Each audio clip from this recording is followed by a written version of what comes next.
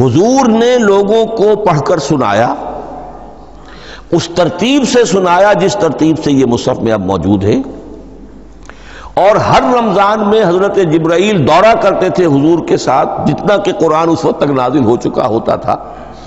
اور آخری رمضان مبارک آپ کی حیات طیبہ کا جو تھا اس میں 2 مرتبہ پورے قرآن کا دورہ ہوا، تو دورہ قرآن بغیر ترتیب کے تو نہیں ہو سکتا۔ تو یہ ترتیب حضور کی ہوئی ہے، توقیفی ہے، اور حضور ہی نہیں اللہ کی ہوئی ہے۔ یہی ترتیب لوح محفوظ میں، کتاب مکنون میں اور ام الکتاب میں ہے، اور یہ ترتیب حضور دے کر گئے ہیں صحابہ کرام کو۔ حفاظ تھے، کتنے حفاظ جو ہیں جنگ یمامہ میں شہید ہو گئے، تبھی تو خیال آیا کہ اس کو کتابی شکل میں بھی مرتب کیا جائے،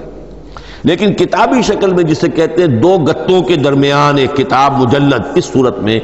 جہاں تک میں تحقیق کر سکا ہوں اور جہاں تک ہمارے اکثر و بیشتر لوگوں کی رائے ہے، حضور کے زمانے میں یہ اس طریقے سے مابین الدفتین، 2 گتوں کے مابین ایک کتاب کی شکل میں قرآن موجود نہیں تھا۔